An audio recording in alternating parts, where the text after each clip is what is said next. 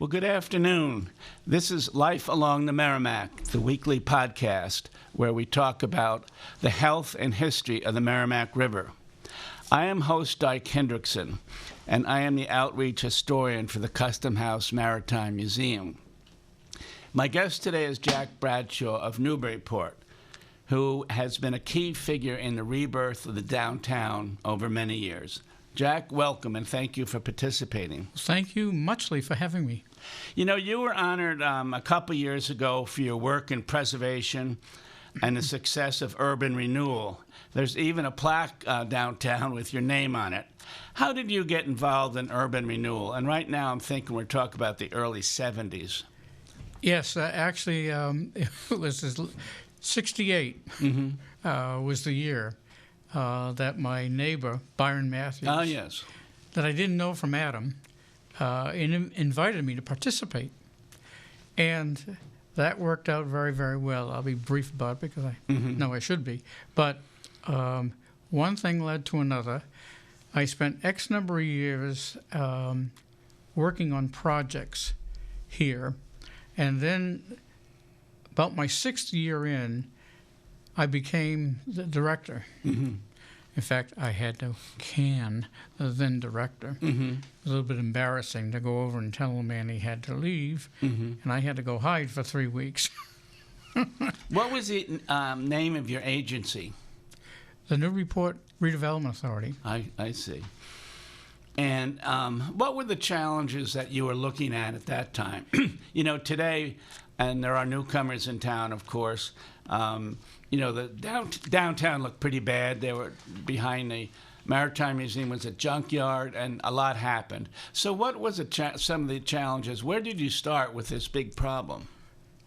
It's a darn good question, and I have spent the last handful of days since you invited me here trying to put these things into some kind of chronic line, and I found it almost undeniable to do. Because it was so different here from most places. The place was in such terrible shape. I mean, I'm telling you, Dyke, it was awful. And there were no other people working on it at all. And if you saw the river then, it was terrible. I'm going to keep saying terrible throughout this discussion. I'm serious, though, seriously. It was awful. Just everything, Dyke, was terrible. The buildings were terrible. So they did not have tenants, and some of them were falling down. Oh, they didn't have tenants. No way did they have tenants. I mean, there were a few people, like the clothing stores, the insurance companies, of course the banks, had tenants, or people working there. But other than that, it wasn't a big deal. It was up until a certain point in time when people from Salisbury, Seabrook, West Newbury, somewhat Amesbury, Newbury, etc., came here to shop all the time. Friday nights was a big time here. But that really didn't show as a fortune, if you will. So it really needed a change because right about then, Route 1 in Seabrook, to some extent Salisbury, began to change. And all these markets showed up in these towns, which shocked everybody. That is to say, they didn't know how to deal with it. I didn't know how to deal with it. Well, people talk about urban renewal as being a factor in the early 70s, and money was available. And my understanding was that some other communities took the money and may have taken down old buildings and put in parking lots or new stores. And I think of Gloucester being one. You know, they have a lot of parking lots in front of the liquor store, there, I've got to say. And Haverhill, it seems to have built some high-rises, and they've lost some of their old neighborhoods. But somehow the decision was made to keep the old brick buildings downtown. How did that come about? Was that a conscious decision? I'm sorry to laugh. Yes.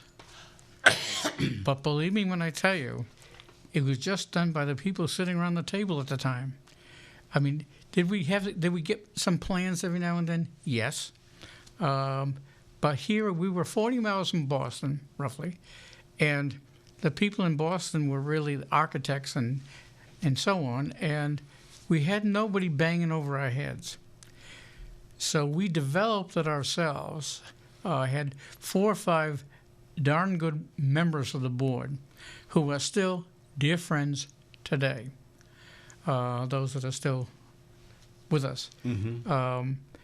But everybody weaved in, worked at it big time, and that's what they did. I mean, that's what their lives were like. But it was easy to do here in one way because you weren't overrun with other things here. So the Redevelopment Authority became a big thing. In fact, at one point we switched to 2 meetings a month just to get things done. But Byron Matthews, God bless him, the 2 of us were on the plane all the time. To Washington. Yeah, because we just went there directly. Because in those days, HUD wasn't here. They weren't in Boston. They weren't in New York. Well, Byron has been greatly honored. There's a large stone relief showing Byron at the end of the Green Street parking lot. And in times I've talked with him, he did say that, we would go down to Washington. We would make our case. We would say we don't want to tear down the old buildings because our brick buildings have been here since the Great Fire of 1811. Not that anyone remembered that. But the feeling was they wanted to save the old brick buildings, and you folks went down there quite frequently. We certainly did. Sometimes we borrowed money from our neighbors, frankly, because we had no real budgets. Yes, we had some money, but it wasn't real money as you get today. It's a totally different world. But we pursued every bloody thing out there, everything. Well, one of the advantages must have been to have an architect, Jonathan Woodman, in the mix because he had his own interests in improving a building down there, but he was an architect. And I know you were boyhood friends from Haverhill, but he was a great influence, was he not? Yes, he was. God bless him. I miss him every day now. But he was very active intellectually in what we were doing. The members of the board that Byron appointed, and it was Byron was 10 years. Dick Sullivan came after Byron. George Lawler was there only for 2. Byron took over for George. But we were on our own. We took no leadership from within because there wasn't any leadership. But I understand that George Lawler, who also passed away, and I would say, in case I didn't make it clear, Jonathan Woodman, the architect, passed away recently as well. But I understand that George Lawler had an important role, that he had some papers on his desk that would mean that there was going to be perhaps a tear down, perhaps a Grant store, that was a department store of the day. He did not sign them. He and other people, including perhaps Dr. Wilkins, who was prominent in town, did not go forward with the idea of tearing everything down. And so George Lawler probably should have a high accolade here. Absolutely. God bless him. It was, he knew what we had. Most of the other people didn't, but people weren't terribly interested in the report in those days. Right. And as we say, I'm with the Maritime Museum, but you can see pictures from that period where there was just, broken, furniture and bricks and bicycles that didn't run. I mean, right now it's a beautiful grass lawn. People get married on it. They're wonderful receptions. I try to crash them myself when no one's looking. But, it's great now, but it was not great then. It wasn't anything. Let me just repeat that. It wasn't anything until we moved in, we being the Redevelopment Authority moved in, and we only took a third of the building. And it was after that, as time went on, it was after that when it began to mature into today's needs, et cetera, et cetera. And the interesting thing is that whole period of time seemed to be without people who had interest or backgrounds to establish in those buildings. Now the city is loaded with those people. So it's, I don't care what it is, within an hour you can get on the horn and find people around the city who have something in this establishment and that and so on and so forth. It's wonderful. Well, one of the buildings that came out well, the Maritime Museum building in its backyard came out well, but also the Firehouse, which came a little later, I believe. That took quite a while to pull forth, but now, as you know, it's a wonderful auditorium for 190 seats. There's a restaurant down there. There's many opportunities. So as you look back, bringing the Firehouse around must have been a good achievement. Dyke, if you could have seen, did you see the Firehouse in its day? Oh, you did. So you saw the trucks coming out. They had to be aligned in certain entryways because of size, et cetera, et cetera. The ladder had a big problem. I mean, you couldn't, this time of year was difficult with the ladder coming out on the snow and so on and so forth. And if you think about where it is, it made no sense because they had to dig their way out all the time, this time of year. But, yeah, it where it is now, where it has been for the last, is it 40 years roughly, makes all the sense in the world. And the park has worked out well behind it. I mean, there are many concerts, as you know, in the summer. The place is full 7 nights a week at Yankee Homecoming. I mean, I think Yankee Homecoming is an amazing thing, in part because, and I used to cover it when I was with the Daily News, 7 days and 7 nights, and you'd go a fortnight not having a rest. There wouldn't be a fight. I mean, this is one of the few places that I'm aware of that everyone seems to get along reasonably well, but that's another advantage of the waterfront. Like prior to that, of course, there was no waterfront. There was no seawall as you have today. That seawall we built roughly 45 years ago, and it was terrible. And the poor people, and everything is about people, that would live in that section was awful. As you know, the trains came in there. Yes, So that really downgraded it, too. But to see those people at night trying to hide under stuff to get sleep, et cetera, was terrible. And people today wouldn't believe that. Well, you're a native of Haverhill, and when did you move to Newburyport, and what brought you here?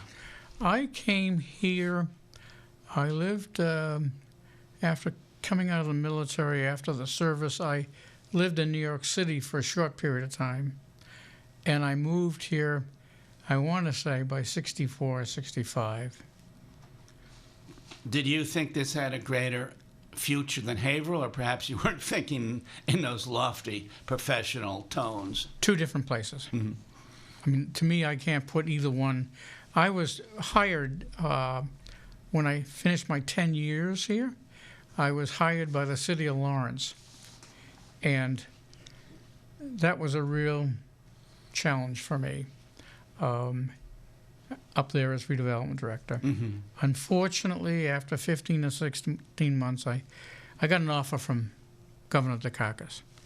So I was able to leave Lowell. And when you leave in those days, and probably still now, a redevelopment position, it's not a big shake unless you're in the middle of finishing off a project or in deep design or whatever. So my leaving up there was no shake. But it was terrible because it was all the local fights. And in Lawrence, they had them. And I didn't miss leaving Lawrence.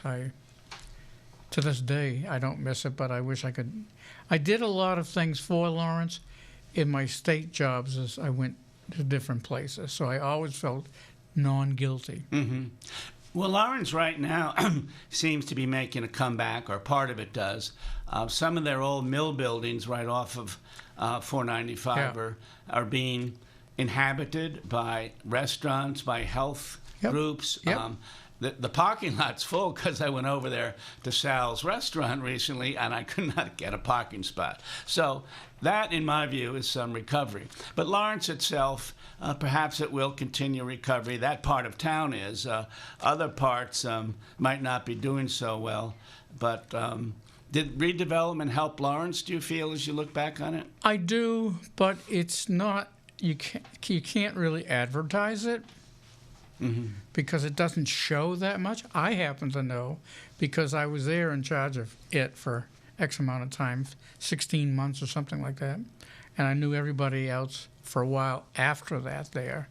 But it ran into the same problems that other redevelopment authorities did in terms of selling the product. It was difficult. Well, I am Dyke Hendrickson. The show is Life Along the Merrimack. My guest is Jack Bradshaw, who was instrumental in some of the changes in Newburyport in the late 60s and early 70s, which got Newburyport onto a good foot and resulted in, a very quaint town now. We get a lot of awards, Jack. People recognize this as, one of the places where urban renewal funds really did work. But I have to ask this question because I remember Mayor Peter Matthews, and there is a Peter Matthews walkway on the Boardwalk. And I don't think most people know it. In fact, when I used to write stories for the Daily News about the Boardwalk, I'd get some old-timers, and they'd call in and say, it is the Peter Matthews Boardwalk, if you could put Peter Matthews in. So anyway, the Boardwalk came along at some time, but I can't remember when. It came along he was in what, I want to say 8 years? Is that what I recall? Peter did his thing, and that was the Boardwalk. I think it was a little bit, it's the Boardwalk. Yeah. Well, one of the things down in that area that they're considering now is something called Waterfront West. And by this I mean about a 5-acre parcel that lies between the old Black Cow and Michael's Harborside. It's owned by New England Development, and there have been numerous meetings about that. They were thinking about putting in 200 condos, maybe 90 hotel rooms and retail space. In other words, it would have been the largest development in downtown, maybe ever. But they haven't been moving forward quickly for a number of reasons. But as you look back on things, even though you probably don't follow it in a minute way, does Waterfront West and 200 condos sound like a good idea, or is it something that the city still has to keep thinking about? I think that something has to happen because everybody knows that it has to happen. And whatever that is, Dyke, is going to be important for the city. So I'm not in a position these days that I can just say, oh, forget it, blah, blah, blah, blah. I'm sitting in the middle of it now. I see them every day. I see the area every day. And yes, I have thoughts now. For a period of time, I didn't get involved at all, intellectually, spiritually, whatever, however you want to call it, because I just thought it was none of my business, it was other people. But the bloody thing's been going on so damn long. I mean... That it has. We've lost a lot. But when you think of the opportunities now, with the gas stations out of there, with the waterfront being the way it is. Now, that was the old Bossy Gillis gas station, was it not? Yes, he was right there. In fact, he had one of his pipes right on a telephone pole. And his stuff was right on the sidewalk. And well, that certainly is, reminiscent of the old days, Bossy Gillis. What fun that was. Yeah. A colorful guy. There you go. When you were growing up in Haverhill, and I mention this because we talk about the health of the river. Sometimes nowadays it's quite polluted because of overflows from the sewage plants. Did you folks in Haverhill go swimming in the river? No. Even back when you were around maybe the 50s? No. No. Did you go fishing in there? No. Was it? There must have been a consciousness about this, like, can we get this clean, or was that idea really not out there? I can't say that I was participatory, so I don't know the history well. I saw it, if you will, but it never went anywhere. Because you had big factories there. You had the big paper factory in Bradford just across the river, and it was all kinds of stuff. So I didn't pay any. It wasn't my business. Well, one of the things that I'm doing right now is I'm writing a book called Merrimack, the Resilient River. And one of the important times that I feel of the past century was the Clean Water Act of 1972. This was brought forth by Senator Ed Muskie of Maine. I think Ted Kennedy had a hand in it as well. But Maine, of course, even though outsiders viewed Maine as a pristine state in the early 70s, it actually had some of the most polluted rivers in the country because they did have textile mills, but they also had a lot of paper mills. They threw everything in them. That they did. And so Muskie, and I'm going to have something on Muskie and something on, because he worked very hard to get that through. This was a national bill. It helped the Merrimack, it helped the Androscoggin, it helped the Kennebec. It was really, and I think nowadays, as we think about clean water, and this Republican administration nationally doesn't seem to be helping that much. No. I think people are looking for a time when perhaps we could get some federal money and improve some of the sewage treatment plants. Is that a possibility, Jack, or is that, does that await on another election? Yeah, it waits another election. Almost for everything waits for another election. Were you involved in politics in the 70s and 80s? Was it a very political element to get money for the cleanup of the downtown, or was the federal money already there through urban renewal and perhaps model cities? It was all of that.